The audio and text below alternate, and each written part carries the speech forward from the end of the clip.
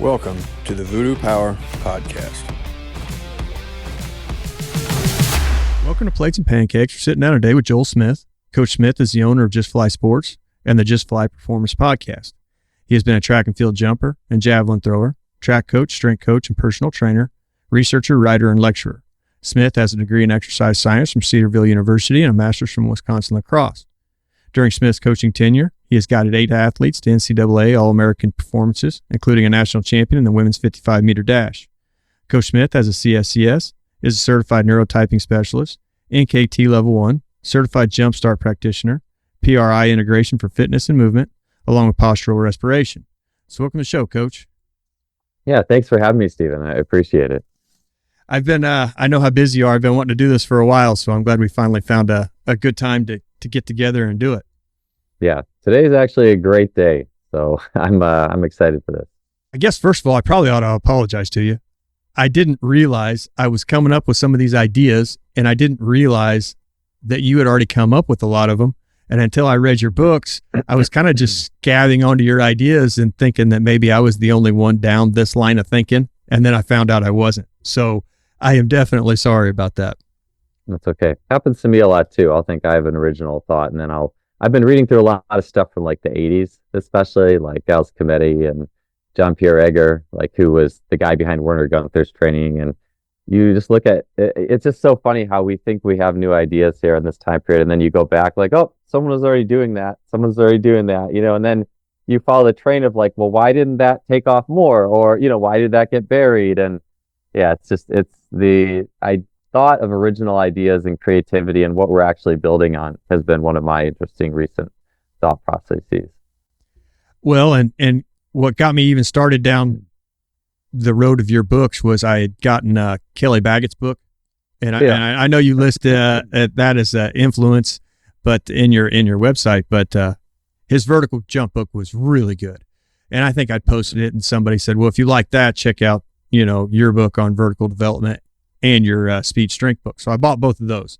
Those are really incredible books for learning how to coach athletes. Isometric work for jumps and creating potentiation. Have you found that some isometric work will, in the short time, create a little bit higher of a vertical? Sure. Like you're talking, I know there's a lot of types. I'm assuming by isometrics, you're probably talking more like the overcoming, where like you're pressing into a bar as hard as possible for like the not Bill Hartman, Bill Hoffman. I always confuse those two. Or Bob Hoffman. Bob Hoffman, Bill Hartman. Bob Hoffman in the 60s, with the overcoming stuff. So, I do think that can offer some unique potentiation. And like with the Cometti stuff in the 80s, so Giles Cometti, I'm sure I'm pronouncing it wrong because he's French, but they were doing either max overloaded, max yielding, like 20, 30 seconds, those types of things, each with a unique aspect. And so to me, I look, well, yes, like anything novel that stimulates the system in a way it hasn't been, that can provide a higher threshold, be it, a heavy half squat.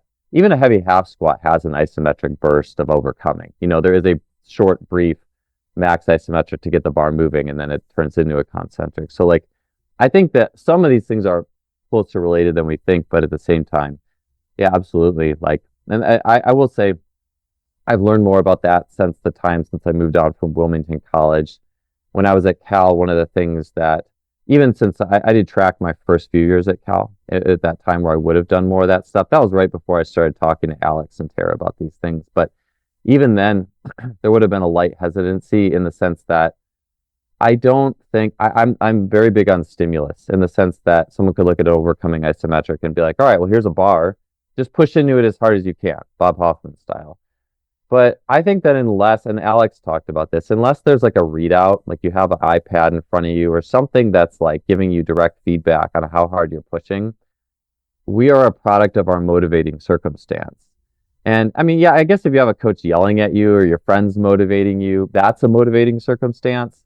But if we're talking about this, a tool is a tool, but ultimately it's how is it used. If I am doing a specific max overload or even a mid-thigh pull and there's an iPad in front of me, that stimulation can crack the threshold of overload. And then whatever I do after that can be potentiated and stimulated. So I think these things are all tools. It's just how you use them. And all that to be said is this, I haven't gotten to the point where I've done this with athletes outside of recent training phases for online clients. Winter phase is more strength oriented, which did focus on like functional iso pulls or an initial push into a bar, hopefully or ideally with a weight and a push. So again, you get more stimulation. It's not just pushing the bar, it's weight and overload, and then that would be followed up by a bench press or something like that.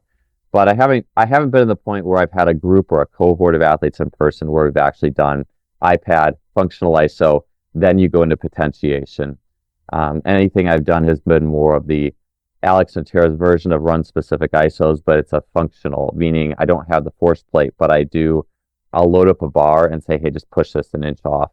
If it's like a calf specific, like run specific iso, we'll just push it an inch off. But other than that, all I can say is just what I've done personally, which I do like, my own novelty running. But if I was to be in a position where I could use it, like college track athletes, were it appropriate. High school, I think there is some, but I also look at like, hey, these athletes have a long career too, and whatever we're doing at like age 16, 17, 18, let's do the least to get what we need. There's probably a lot of other things you can do to keep improving. You don't need that yet necessarily. So, but if I'm in the cohort that needs it, it's definitely something I would 100% look into.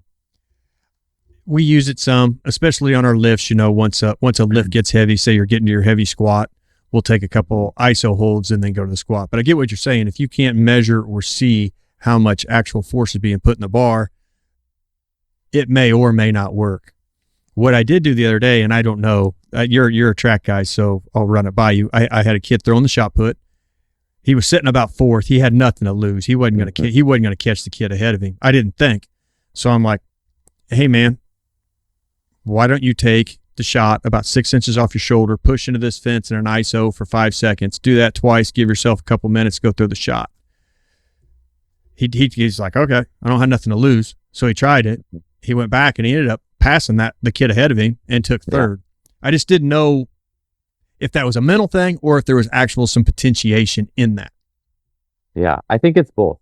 And so a lot of training, there's the body perspective and then the mind, which the mind is such a nebulous, thing. It could be visualization or self-hypnosis or a coaching belief installation but I think if you want to distill it down, you can just look at, one thing I really like, when you use fancy terms, people are like, ooh, but like the salience network is the novelty network. It's the part that pays attention. And I think a lot of these things, in addition to a level of something that's stimulating and novel, will also activate the salience network, getting the brain to pay attention. So, how much overload could you get without like an extra thing to push in the fence? And part of it too is I think it depends a little bit on the athlete. Some athletes are incredibly self-motivated. Some athletes, you could say volitionally, can give you a lot if you say, hey, push this bar. Or even if you take it back to history, I think it was the great Gama, who was like a wrestler, Indian wrestler in 1900, well known for high rep bodyweight stuff. And I believe he also, it was either him or someone else, but wrestled trees. I'm air quotes, but literally would push against trees as hard as he could to simulate these positions. But yet I think the only way you're going to get something out of that is if you can create the drive in yourself to actually make it real and to make it something that's really meaningful. Because not every athlete is, if you took 20 athletes and said, push into this fence, push into this tree, you're going to get some people who are just cranking it and you could see in their face. And then you're going to get some people who it's just not that stimulating for inherently. And so in that case, maybe they need a force meter. Maybe they need something else. Maybe they need a shot in their hand and something to push into. You know what I'm saying? That has that task representative piece. So I'll just say, I think that the novelty is the thing, because you look at how long did that thing help before it didn't. You know what I'm saying? And what was the circumstance as well? And then how can I cycle some of these stimuli so that down the road there's still a novelty impact being made? But that's also the art of coaching. I think there's probably something inside of you that knew that would be something beneficial for this athlete, and they found it interesting. It's I like just interesting as a thing I've been really considering a lot lately, because I think just oftentimes we say force. Okay, well, is the force interesting? So I think there's something there too.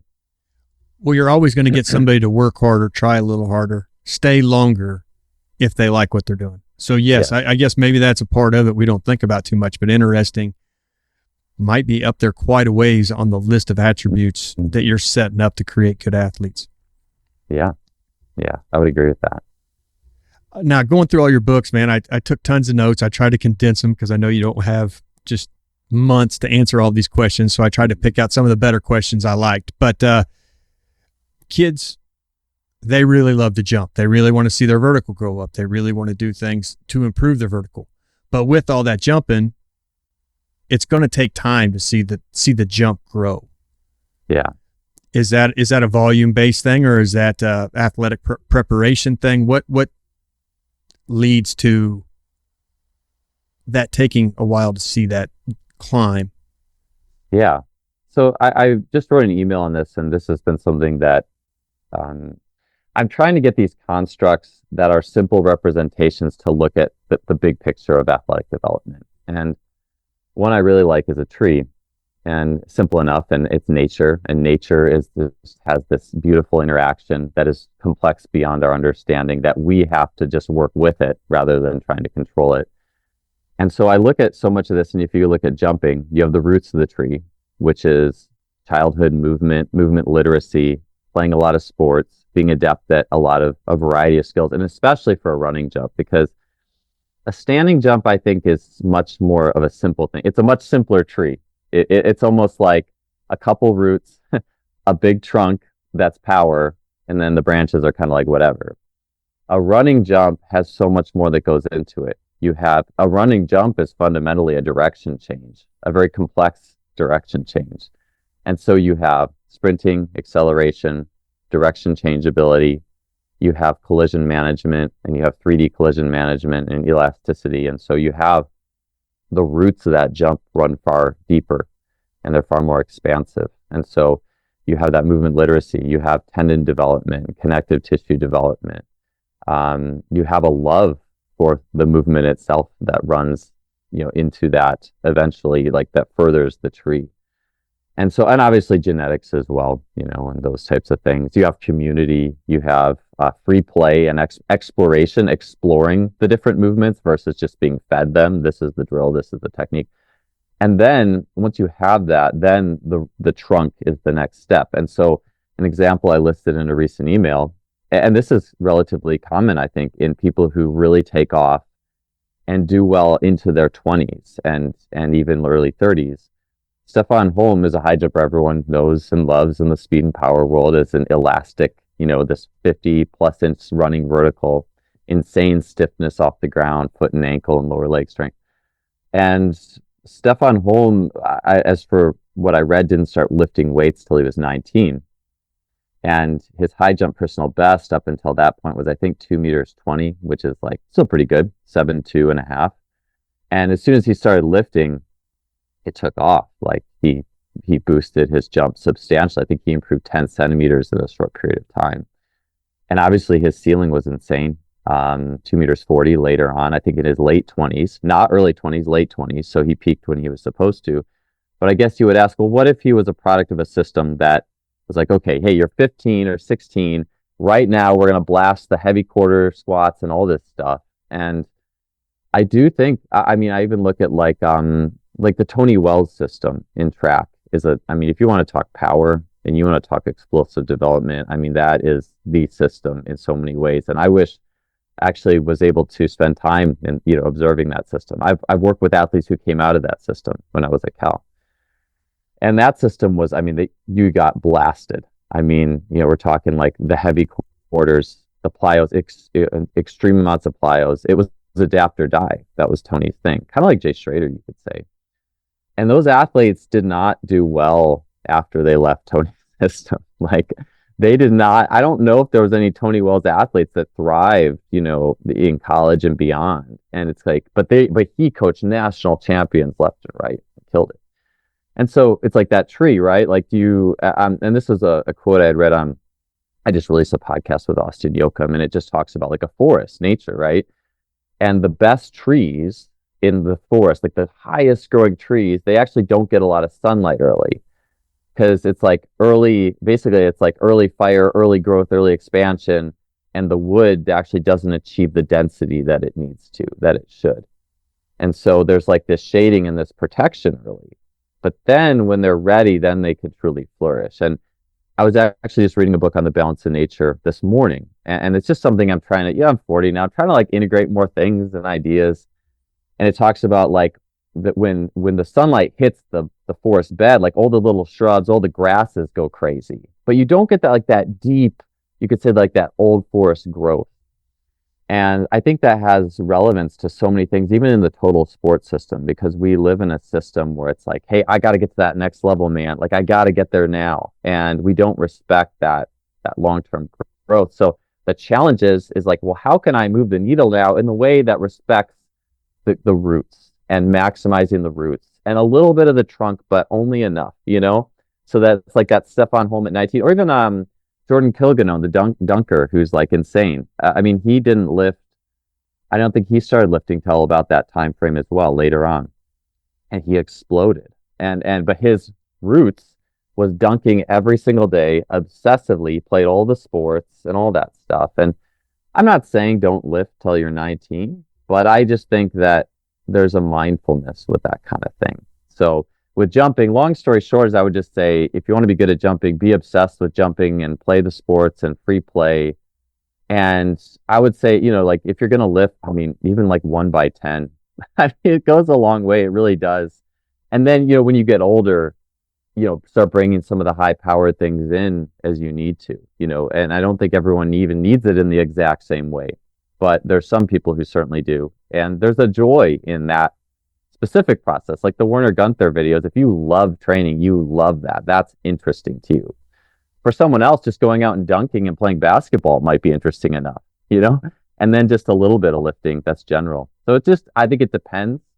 And then the branches of the tree is the creativity and the re-expansion.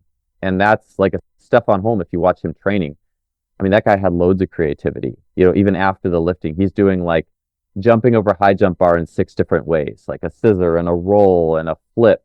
And he's got the Holm hurdles, and there's all sorts of creative training. If you watch even his Instagram account, they have a lot of fun. There's like this creative re-expansion. And so to me, it's respecting all parts. It's the roots, it's the trunk, and it's the branches. And it's that balance and the balance point of all those things.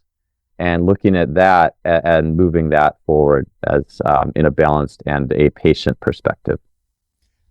That's the struggle, right? To find the balance Mm-hmm. when one tree needs water, another one needs light, Mm-hmm. and all the different things. One of them needs better soil. So yes, evaluating across the board what your athlete needs when they need it. Mm-hmm. Now, overspeed eccentrics for rapid loading depth drops. Will you work on anything that would pull an athlete into the ground a little faster to get a little more force coming into that jump from a depth drop? Yeah, so that's something I've only really done in person. And even with athletes at Cal in that situation, were athletes who would be ready for it.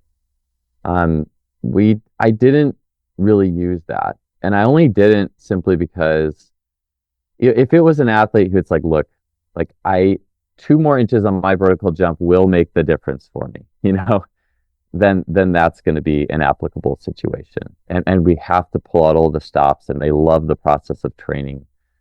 Or it's an athlete who is in their 20s or 30s and they just love speed and power training. I would almost say in some senses there's the track and field side, which is like speed and power for the sake of speed and power.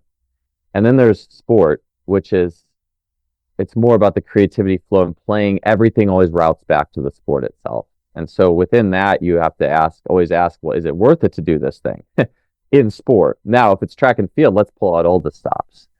And that's another thing, you ask. I've done those jumps personally. I find them very effective. I've done them in like groups, like all the strength coaches at Cal. We have our own jump and power train group, and we were all doing them and we loved them. But it just wasn't something that I ever felt I needed to move the needle, if that made sense, for the athletes. Not that I wouldn't. And honestly, it's sometimes one of those things where, you sometimes you forget about that training piece that was so good because you're always on to other combinations and things. Like I remember Chris Corfus once talking about Captain Morgan hops. He's like, yeah, when we had those in the program, people ran faster. And then I like kind of forgot about him or something for a while. And then, it's, when you mentioned the overspeed drops, it's almost a similar sentiment in some ways, because there's so many ways to get jobs done. Even something I've been more focused on lately, and maybe I've defaulted to the simple, meaning like if you can do a single leg depth drop and get a good landing and we can ramp that up, there's a similar, and Austin Yoakum talks about this, just stimulation, interesting, novelty. If I'm just ramping up a single leg depth drop, I think you could get a very similar stimulus to an overspeed, but it's just more like, well, did the single leg become uninteresting at some point? And then maybe let's band it for a few weeks, and that kind of thing. So that's something, you honestly just got my wheels turning there. So I appreciate that. But yeah, I think that can be equally stimulating to so many other things. It's just at what point does an athlete lose interest in one stimulation? How can I make this more interesting? And then how can I do it in an appropriate time? And really to me, that would be something to throw in. That would probably be either the end of an off season or something at the end of a competitive season where an athlete wanted to peak. But then to me, that's also only really applicable truly in the track hat, track and field, power, or combine training, or something where the output is truly king and it's not the skill that's king. And, just like nature, it's a complex world, right? There's a lot of interactions. There's the sport coach, strength coach. What is the athlete like? What really drives them and they fundamentally enjoy? And there's a lot of complexity there, a lot to unpack. But yeah, I'm thankful you reminded me of that method. It's a wonderful one. Well, you said something in there too that I took a note on. So, I talk about them a lot, but Ray Hunt and Tom Dorrance, they were big influences on me in horses. Tom Dorrance was from California. You said something in there about, simplifying and getting a one leg hop in place of some of the other harder things you did. And I'd heard him say later on in his life that he could have started a bridle horse from the beginning, but he knew what not to do, and he knew the beginning from the end. So I guess sometimes you have to travel down these avenues to figure out what the end looks like to you and your athlete to learn how to simplify some of these things. Yeah. Oh, 100%. I'm glad you mentioned that, because I feel like an old guy who just keeps telling stories, man. But Michael Zwiefel, who, when he was in the private sector, so Michael used to own Building Better Athletes. He sold it and he just coaches football now. No strength and conditioning. He's totally out of that world.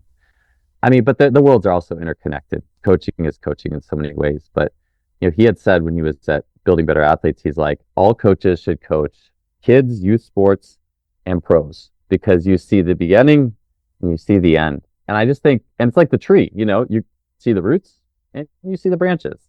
And unless you see the roots and the branches, I just think it's so easy to get sucked into whatever world you're in. There was a Instagram post thread that was going, and I was considering commenting, but I just knew whatever I was going to say was not going to be well received, because it was basically, all right, if you're in strength and conditioning, there's a certain level where more speed or more power, more size is not going to move the needle for sport. Because look at like Luka Doncic, in the NBA, like that guy's so slow, but he plays at his speed. He uses the shifts. He uses everything. Or like Tim Duncan or something, like these guys who are, me and my friend used to call Tim Duncan the big yawn. But it's just so funny, a guy who is so like not explosive. He would take it to Shaq, and it's so interesting, and ultimately I just think there's this, I just think it's actually almost a thing where I think in 20, 30 years, in a perfect world, the physical and the sport is going to be more interconnected.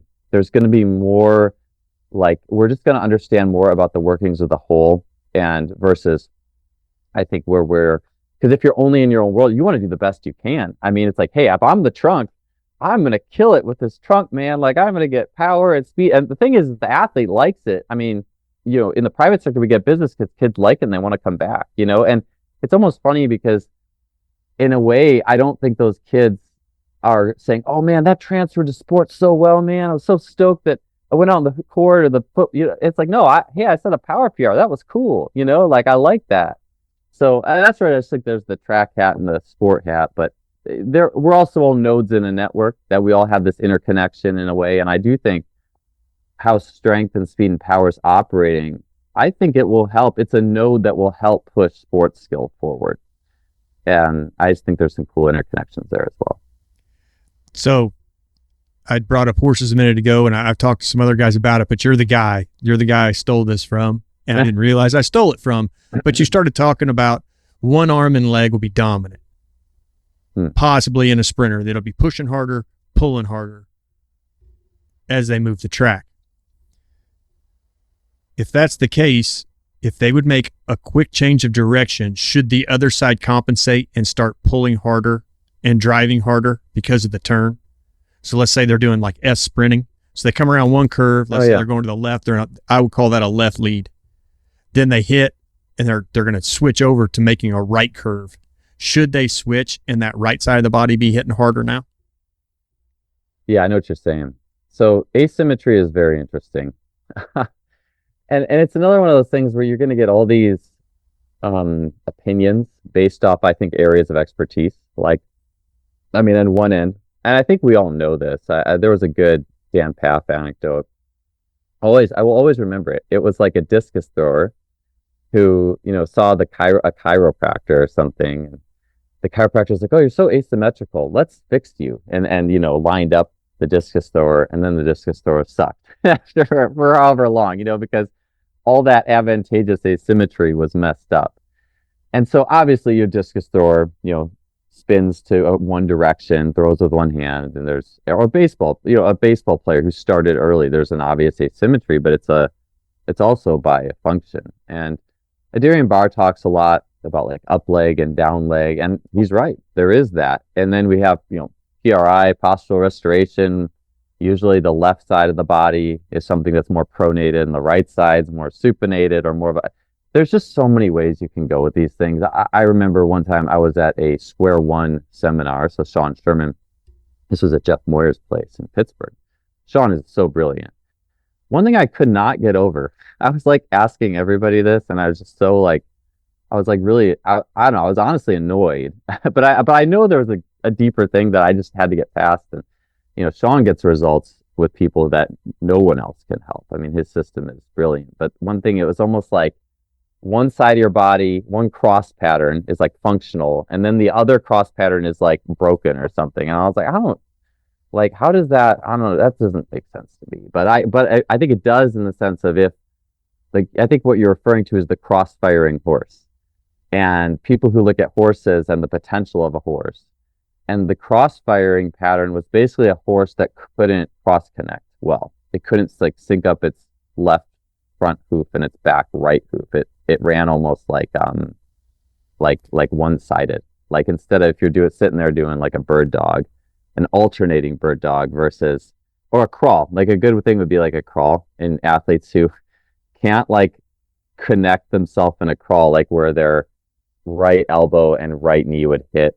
And then, you shorten one side and the other side lengthens, and then you crawl to the other side and your left elbow and left knee connect. Yeah, it's like the horse who does that. So, to me, as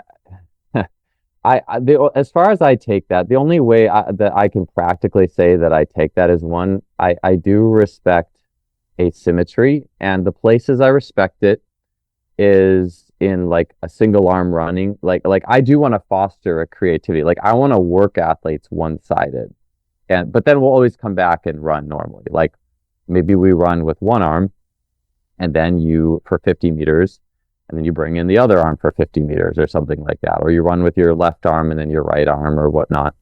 I like using the Lila microweights, and Chris Korfus has talked about this. Like he's found a fair amount of athletes ran faster flies when they only had the weight on one side.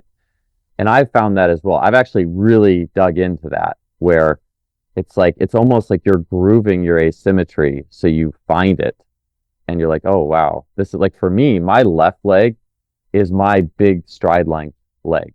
And then look at Usain Bolt. I mean it's like I think it's funny, like I think his stride differential is like 8 inches. And it's just interesting, people are like, oh, if you're symmetrical, well, it's like, no. And like Darian said, one side of the body gives, the other part takes. You could say, even in Chinese medicine, one part of the body is a masculine side, the other is a feminine side. So there's this always, it's like a spiral within our own body. And I think we can get carried away with that. But I just think a place that coaches can at least interface with that on a level is if you have a Lila microweight to play with asymmetry, or if you have mini hurdles, stack the mini hurdles, long, short, long, short, long, short. And does the athlete like it? Does it feel good? I talk about this too, how to do this acceleration in my acceleration course. And just start having a level of experimentation. It doesn't have to be your whole workout. And that's the thing. I think sometimes you can get carried away. Now it's the whole workout. And now the whole workout gets a little nebulous. And, it's like, it's too much about technique, actually. But what I would recommend is some level of asymmetry exploration. Find the thing the athlete's like, wow, that felt good, coach. I felt powerful and connected in a way it's hard to describe. And then do your fly sprint, or if you have the microweights, experiment with that. So from a performance perspective, I think that is beneficial. And I prefer more external constraints to internal there. Like internal would be like, you're really getting into your, up leg and down leg. And it's like, try being shorter, try being longer versus, hey, here's the task outside of you or the weight outside of you, even like here's a weight on your leg. And you just do it and see how it felt. I think it's easier to hit the bigger bandwidth of athletes with something like that. So, and then the only other piece I'll mention is like when I coach, I'm coaching high school track now, which is awesome, high jumpers. And this is something I've always kind of done. And I've always found this to be beneficial is if you jump off your left leg, hey, let's finish practice with 10 right leg scissor jumps. If nothing else for, I guess you could say one, just like stimulating the tissues on the other side, but just to do something, not therapeutic, not like the chiropractor fixing the discus sore, but I think it's just beneficial to do something just that's physiological to give the other side a level of physical stimulation. And to me, that is a balance point. So it's like, one, explore your asymmetry, use it to find technical power without overcomplicating it. And then two, find something to balance something that's imbalanced physically and do that in some sort of small volume. So I hope that makes sense the way I broke that down. Yeah, no, I like it. And I stole it from your book before I knew it was in your book. So I wanted to make sure I at least got your perspective on it. But listening to you talk there, and I've talked to some other guys here lately, and it's kind of dawned on me, man, I love the weight room. I love weights. I love everything about it. But what I'm starting to notice is to navigate the high level coaching from one sport to the next, it seems like everybody has in common their ability to teach speed. Like weights are secondary, but if they can teach speed, they can move from one sport to the other pretty fluid. Have you ever noticed that before? Yeah, I think that, being able, like we kind of have these anchor points.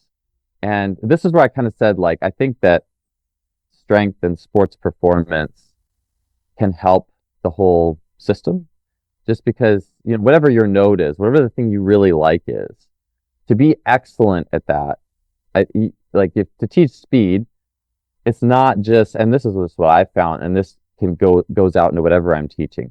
And it's really it's funny because I've been focusing on speed and acceleration so hard the last year leading up, and I always have. I mean, I've coached speed my whole life, but the year leading up to releasing the acceleration course last year, it's like when I know I have a course, like my mind doubles down and everything, just notes and pages and everything just funnels into that thing even more intensely. And I found that process, it makes me a better high jump coach, because it's not just, I think to truly teach speed, you have to get beyond, okay, it's just positions that you hit, or it's just this amount of force or this prescriptive exercise. You have to find this interconnected place where motor learning, strength, speed, and power, and the athlete learning, self-learning natural process and biomechanics, where it all comes together. And I think the better natural sense you get of that place, I think the better you can be at anything you coach. And but I also think at the same time, I think it's important to coach multiple things. And I just think like, even, if I'm a strength coach to teach speed, it's more complexity, like simple. It's like the simple tree has two roots and a trunk and two branches. A more complex thing is speed because it's more 3D, it's multiplanar, there's timing and there's angles and levers, and that's a more complex tree. And then you get to coaching sport like soccer, and you have like schemes, and you have rondos and diamonds and shapes and all these other things. And so that tree gets even more complex. And so I do think it's valuable to have different trees and layers of complexity that you coach and interface with, because I think it makes you better at the whole thing and you understand the whole thing better. So yeah, I think, speed itself is more complex than weights, and it helps you to see movement and coaching in a new way. Now, the one thing I took from your vertical jump book, and I'm trying to get it all where it makes sense in my mind and put it in application, but evaluating power jumpers to elastic jumpers. Yeah. What are some of the telltale signs that you have a power jumper over an elastic jumper? Yeah. So I would say the biggest one, and this is just with understanding structure, is, well, and there's a couple, I'll preface this with saying the one thing I don't have is a situation with nice force plates to tell you all the curves and the loading rates. Because on one level, the infrasternal angle is going to tell you a lot, but it won't tell you everything, because you almost have like three types. You have the narrow infrasternal angle individual, which is an elastic. It's like, think of like a high jumper. Tall, skinny high jumper would be the archetype. They are almost certainly a narrow rib cage and kind of narrow everything. Like even in the pelvis, and the angle of the pelvis tends to be more narrow. Alex Upper talks a lot about this, how these angles reciprocate themselves throughout the body. If you're a wide infrasternal angle, your pelvis angle is wider, even up into the upper body, even and the jaw and the neck. So a narrow infrasternal angle, either you're going to get a high jumper who doesn't knee bend at all and just pops off the ground. Chris Korfis had this guy, Trevor Barry, who is from the Bahamas, and I competed against him in high jump. He was insane. He ended up jumping 7'8". He's just like, he long jumped 26. He ran like 47 or 46 in the 4x4. I mean, this guy was bounce city, but wired. And in his vertical that he did with Chris, I mean, the guy barely bent his knees and jumped like 39 on the jump mat, and so that's one archetype, clearly elastic. But I've also worked with narrow infrasternal angle folk who, like swimmers, who didn't have that like resist the knee bend system. I had a guy who jumped 41 inches like a frog. Like he went all the way down and then went all the way up, still elastic, in the sense that he's really leveraging the elasticity in his Achilles. And this guy had long Achilles tendons, long toes, hooked toes, like all the, that. And so someone who really was leveraging elasticity in a different way. But then you'll get like the wide ISA athlete. That's just sheer power. And they tend to use a knee bend that's probably in the middle. It's not like the Trevor Barry. It's not like the frog who goes all the way down. And a wide ISA, a power athlete, a true power athlete, like a Subing Shan, like they actually tend to have a hard time squatting all the way down, because if you go into biomechanics, their pelvic outlet, and this is just where I used to listen to these conversations and get so confused initially, and I had to like really go back. Long story short, in the detailed manner, their anterior pelvic floor has a hard time expanding, which basically you want to squat deep easy. You want an anterior pelvic floor that easily expands and everything goes down easily. They tend not to have that so much because it's a tight drum that bounces them back up. So a wide ISA tends to be able to hit like a mid-angle fast and really powerfully, and leverages all the related concentric strength in the legs. And so that's more of your power jumper type. I'm sure it looks a particular way on the force plate. But to me, those are people too who, if you look at like squat correlations, it's more like a squat or a half squat or a 2/3 squat for those folks. So to them, a standing vert, concentric lifts is a little bit easier of a marriage than for those elastics. Not that it doesn't help an elastic, but I just think there's nuances with an elastic that also need to be respected. So talking about the hips, developing hips for maximal jumps. You're looking at like, different things, sumo pulls, deadlifts. What was your go-to to help athletes maximize their hip power? Yeah. So for me, and this is where, I think most of this, always the ideal is what is the simplest explanation that could be applied to a broad spectrum of athletes. And let's not worry about it. Let's try not to, because I do think there is even a danger in trying to dig too far in some cases where it's like, oh man, I neuro ISA and this is the specialized. And again, there is certainly some benefit. I think my natural bias tends to cater more towards a narrow ISA type in the way I generally program, but I also get wides, and I have a specific program for wides that has more like banded box squats and those things. So, and maybe I'll start with the general is, and I've been thinking of it a little bit too in terms of internal and external torques. And so, like a sumo deadlift is awesome because if we want to talk about exploding, like exploding is externally rotating. It's things going out and away from the body. And so fundamentals there, like a sumo deadlift is awesome for that. WEC 45, like hex bar, where you are kind of in a sumo position, but standing inside of a hex bar. Like those kind of things where everything's externally rotating out and maybe the heels are even off the ground. Like that's a great way to build explode. So if you have athletes who need explosion, those are awesome. But then the counterpoint is interesting because the counterpoint is a little bit of internal rotation. That's like a 1.5 back squat, like where you go down all the way up halfway, where you're really working the center point. There's more internal rotation in the 90 to parallel position of a typical squat. And if you want to improve standing vert or even like a running 2-foot jump on an athlete that's like all explode, like a skinny high jumper who's all explode, then you probably need to do, and you want to improve running 2-foot, standing vert, maybe provide some balance. You can bring in like the skater squats, more the 1.5 squats, things that are more internal and towards the center. But the balance point is always the athlete's strength. So again, I actually am getting into just because this is where my mind's gone creatively and specifically. So I didn't want to get too far into that. But yeah, from a general perspective, hey, you want to get powerful, WEC 45, sumo, 2/3 like partial, but not like you could do quarters, but I tend to save those for later, on like a 2/3, like an explosive, like a super CAD or a squat machine, a Kaiser, all that stuff great for explode, general hip strength. Where you want to look at the balance point then is how much extra deep squatting does an individual need? How much more internal rotation does an individual need? That's where you get beyond the general. Wide infrasternal angles, if it's their meat and potatoes, they can do a lot of that. You can band it up. You can really run that train.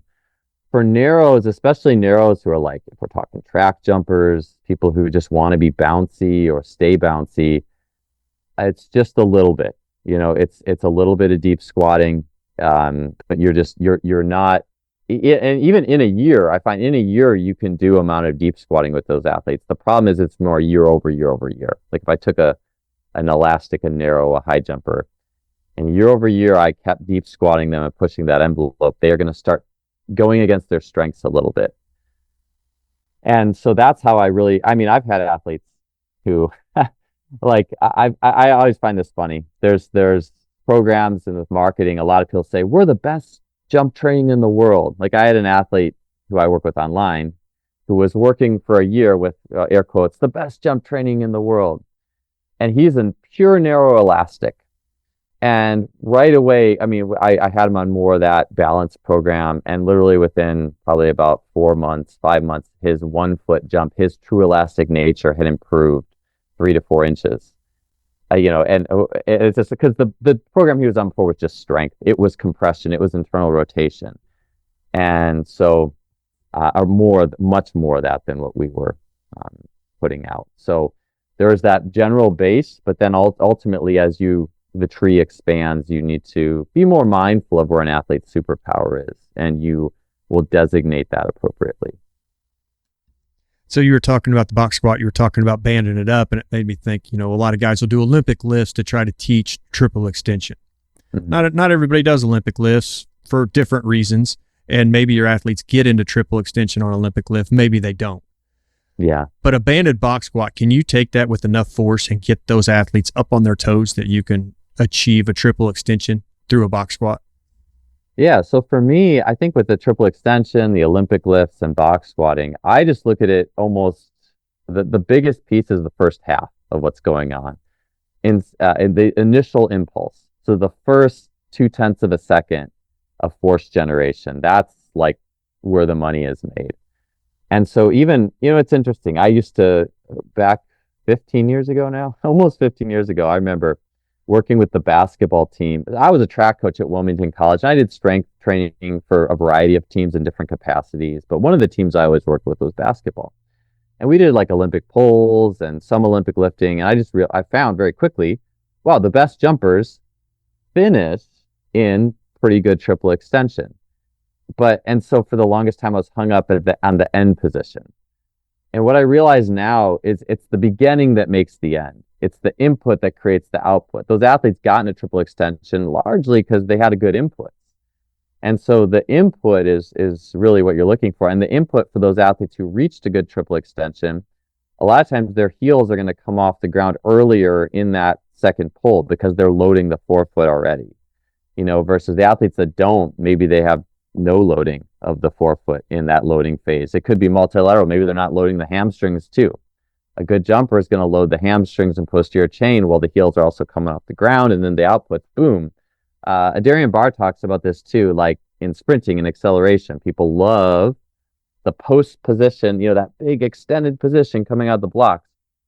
But the reality is, a lot of times that can be manufactured. If you didn't hit the correct impulses in the very first 1/10 of a second of that impulse generation, well, you could make up for it by hitting the pretty position and extending into that, but then you didn't earn that position.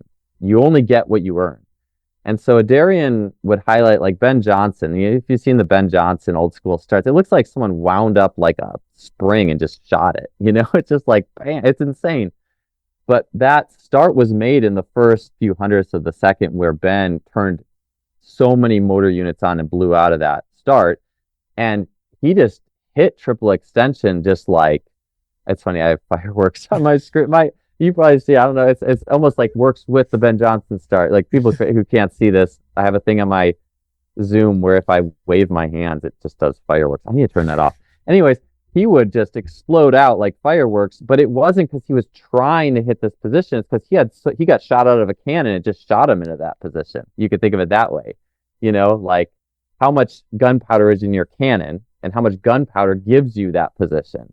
You don't just stretch and get there because then you didn't earn it, and then the steps get screwed up, which happens all the time. I see this on like people like will post their start or something, or it's like, was this a good start? Look, I'm extending and stomping backwards, and it's like that's gonna fall apart real quick if you didn't earn the impulses there and the timing that keeps it all together. It's the beauty of the complex nature of athletic movement. And so with Olympic lifts or box squats, I mean, just to me, it's the money's made in the impulse. And that's a classic Adarian thing too, it's just so impulse driven. I think that's also part of the reason he does a lot of folded stuff, because that's where the impulse originally happens. And so I just think there's a lot of benefit in looking at, what happened in the first 1/10 of a second. That makes everything else. That's pretty interesting you say that. So you can't start out bad and end up good. You're going to pay for it somewhere along the way. So finding where the problem is and getting back to the source of it is going to create more results than just trying to recreate what you see in a body position. Yes, exactly. And that's the thing. That is so the tale of so much of sports performance is positions are the easiest thing in the world to get an athlete into. And it also tends to go in tandem with it looks pretty, like a good high knee, toe up and arms. It looks pretty too. Like in horses, in dressage, that stuff gets points. It's just aesthetically pleasing. So you have this combo of something that's easy to coach and aesthetically pleasing. And honestly, what's going to happen is if you coach athletes to start like that or whatever, what's going to happen when they actually race is their hindbrain's going to take over the not thinking part, and they're just going to run pretty much how they would in normal. And they're going to make you look good because they might run a fast time. And then what the coach does is they come back and be like, oh, that was a good race. But if we can get in this position, you're going to run faster. That you didn't earn, by the way, that you didn't have enough gunpowder in to make that position work for you, So yeah, good athletes, it's kind of this funny loop. And that's kind of what I think about, is how to educate coaches to understand these mechanisms in a way that kind of breaks that cycle of disregarding what the athlete actually did when the hammer was down, when their hindbrain turned on. And then, and so I just think there's so much more to learn if we can just become better observers, like being a better observer of nature, being a better observer of athletes, and seeing those two things. And then you go in the weight room, and I think you can appreciate some of those more folded impulses, the things that happen. That's where I think oscillating reps are awesome, like getting to a 2/3 squat or a parallel or whatever, and just oscillate. It's impulse, impulse, impulse, impulse. And that's where there's so much power in that too. Stride length increases. And that's a simple thing too. To me, that if you're going to look at simplicity, look at the simplicity of that, not the simplicity of, there's a cool position I got an athlete to. So yeah, it creating the eye for it all takes so much time, and you cannot cheat the race. You have to spend the time watching it happen until it makes sense in your head. Some guys are naturally better than others, but everybody has to pay that price. Mm-hmm. So taking all this around, understanding the correlation between jumping and acceleration. Are your better jumpers going to be your better accelerators? So that's a good one, because, well, here's the thing. Now you do have narrow ISAs who are phenomenal accelerators, like Usain Bolt. I mean, his 10 to 20 split, so 10 meters to 20 for a guy who's 6'5", narrow ISA, I think was sub 1. I think he cracked sub 1, 10 to 20, like a 9.8 or something is a pretty darn good 10-meter fly. And he already did it, as a narrow. There's just different strategies. So, well, here's the thing. Like, you'll see this in the combine. You'll get guys who are really fast, and their vertical is not that great. Like Jacoby Ford. I was kind of studying. Like, there's a good video on like the fastest combine performers. Where are they now? And a few of them had long careers. A lot of them didn't. And Tony Villani talked about that. Like, why are there so many guys who are in sub 4.3 who really didn't do anything? I mean, it's back to what I said. It's the separation between the track side of things and the sports side of things. Not that there weren't a few good ones. I mean, Chris Johnson, one of the fastest guys ever, had a great career. So it's not totally. But the thing is I don't think Chris Johnson ran that because he was seeing the speed specialist his whole life. You know what I'm saying? Like, it just naturally happened in balance with everything else. And so, I mean, not to say that, we don't want those outcomes, but I just think, but again, too, I mean, I'm sure a lot of the other guys who ran 4.2 didn't have the speeds, but they were just fast, or ran track and were fast, and they had those genetics. They just didn't. And like what Tony says, maybe they relied on their speed too early. Like, hey, I'm fast when I'm a kid, so that's all I knew. And I never was able to work on the weaknesses. And that's where I just think that integrated sport coaching has a long way to go. Even Austin Yoakum and I, not to rabbit trail off the speed and power topic, but I just think this is so crucial, is in sport coaches who are kind of in survival mode, pure win-loss mode, it's like, do whatever you need to do to win. The fast guy, well, I'll just do the one route that's going to win me this thing, and they never develop the multilateral abilities through exploration and free play and other forms of practice where they were able to expand their tree branches, and so I think that maybe it's as much a fault of the sports system as anything, because Chris Johnson did that a long time ago. And maybe you could say, and like Tom Brady has said, that the quality of skill in football, he believes, is going down. So there could be something that's interconnected there as well. But long story short, there was a guy in that, like, where is he now? It was Jacoby Ford. So if you want to see the wide ISA king, like the power king, this guy was jacked and ran like a 4.27 and super compressed, super externally rotated, but was also a track guy, ran 10.3 and ran super asymmetrically too. His like right heel striking the whole time. And I think he had a short, he had some great runs in his first few years, but he kind of petered out at some point. But that guy only had like a 33-inch standing vertical, and so like that's the extreme example of some of these wide ISAs who are super fast, but it all goes into just being fast, and they don't have that vertical bounce in their system for whatever reason. Maybe it's an anterior pelvic floor thing. Maybe they can't get, and if you're working with those guys and try to get them to jump higher, maybe honestly they just need to be able to squat a little deeper more easily, and you do things to expand the anterior pelvic floor for them. But I find that, yeah, the wide ISA is going to have an easier time accelerating, lower center of mass. They're in a more advantageous position to produce that impulse force at each strike. They're at a better position to have more favorable shin angles more easily in many cases. But for a narrow ISA to be fast, they have to use skill and elasticity, which a lot of times means leveraging asymmetry. Like look at Usain Bolt. Oh, a toe drag.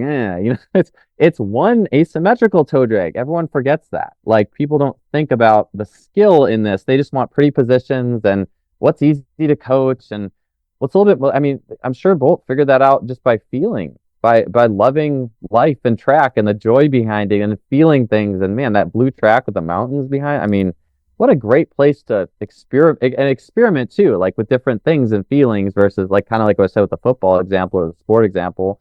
Only doing what it takes to win the play and not exploring. So, narrows have a harder time, but they can be good through elasticity, skill, and their unique practice systems. I'm sure like Grant Holloway too, who's world record hurdler, really fast at the 62. I mean, he is crazy fast that first hurdle. Hits good shin angles, a narrow. He's figured out how to make it work for him. I'm sure his long jumped insane.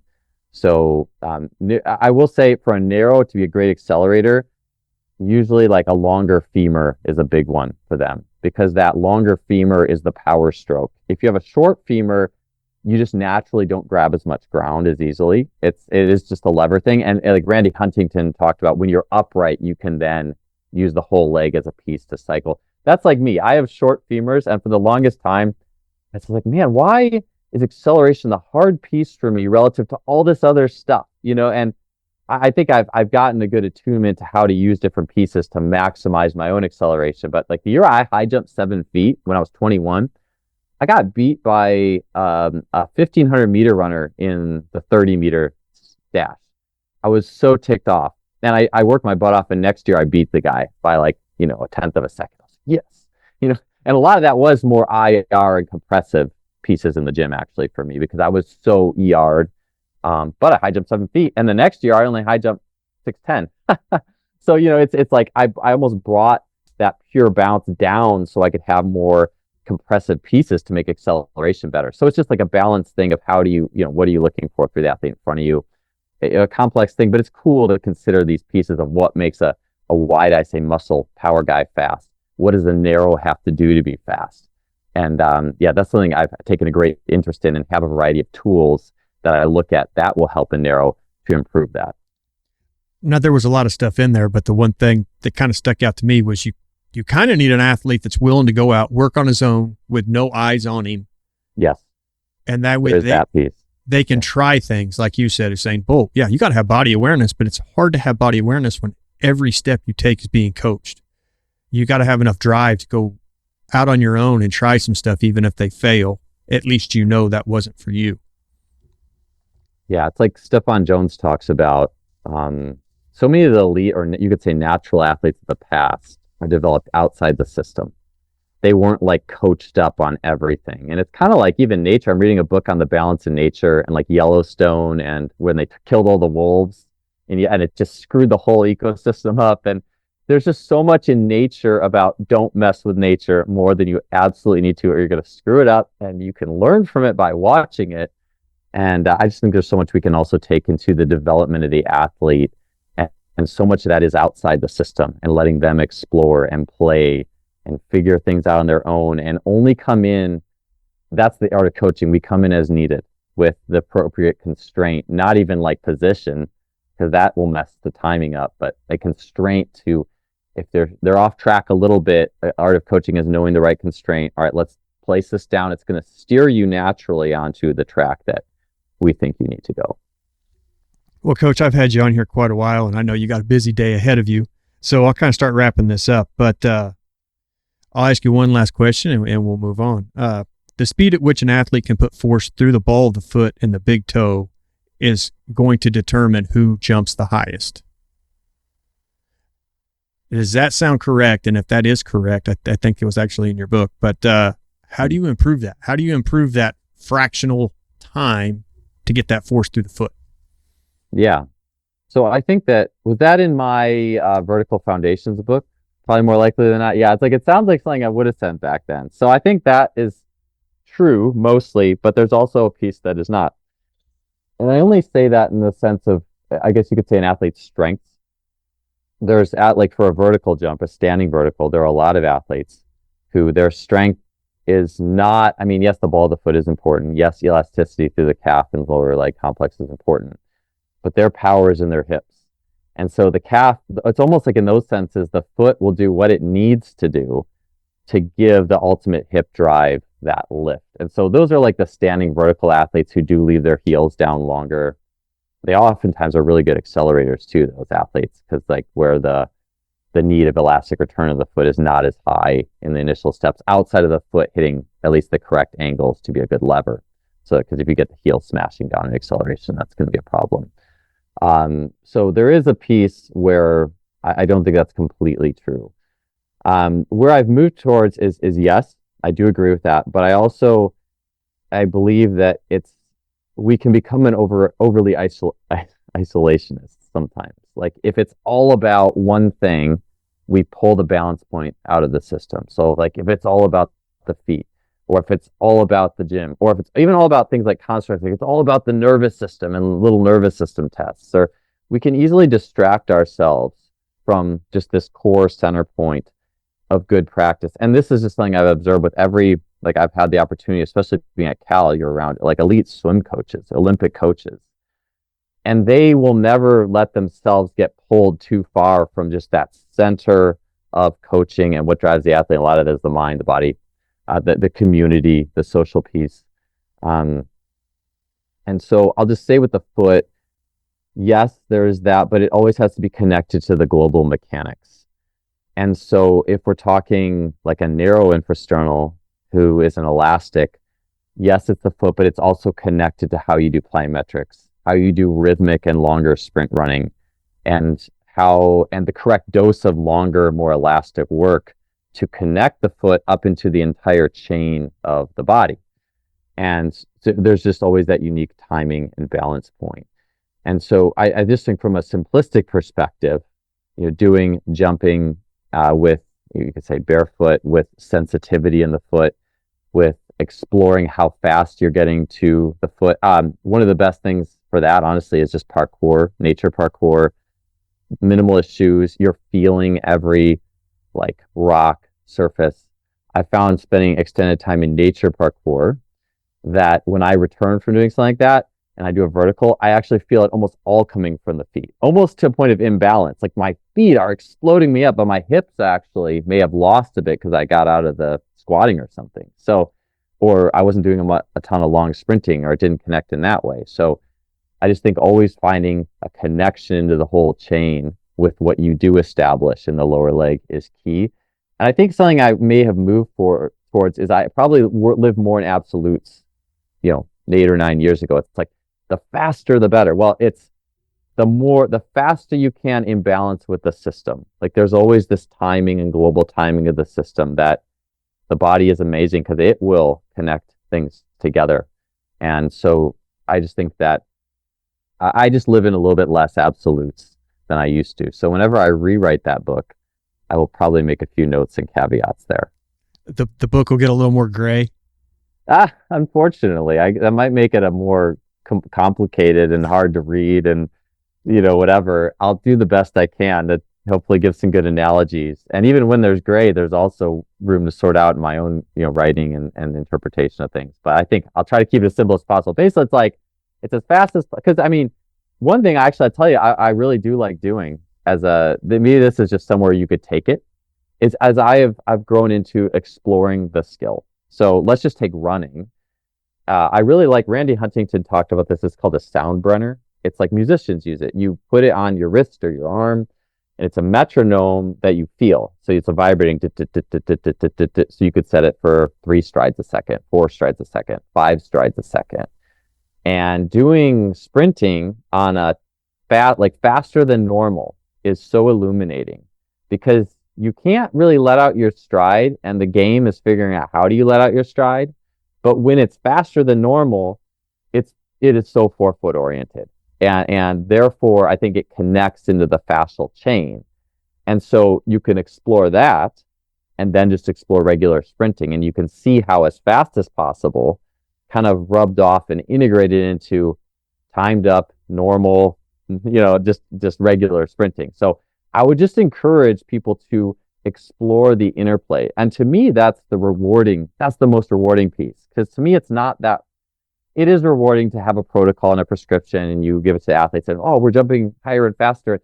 But that's the trunk.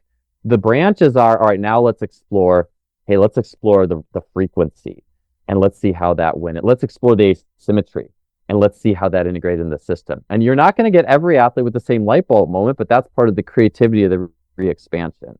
And it's like, hey, this athlete, wow, they love that. And that's where I love like online clients. I love getting that feedback where I get we do the high frequency sprinting. Maybe it's in a complex, and I have a lot of those inspired by Cliff Roberto. I've mixed with high frequency sprinting, and they love it. They're like, I feel so connected. I feel so good. And to me, that's only part of the equation. Now, how did you integrate that into normal work? So without getting too complicated, I just think it's an exploration spectrum, and it always integrates into whatever the balance point for the athlete is. Well, Coach, you give us a ton of takeaways on this whole podcast. You hit some good rabbit holes that I wasn't expecting that are really deep the further you go down into them. So I can't thank you enough for taking time out to come on the podcast and talk about all these things. So in the future, if you ever need to do it again, let me know. Sounds good. Well, thank you for having me on, Stephen. I appreciate you having me on the show. It was great talking to you. Well, thanks, Coach, and I hope you have a good rest of your day. No, thank you.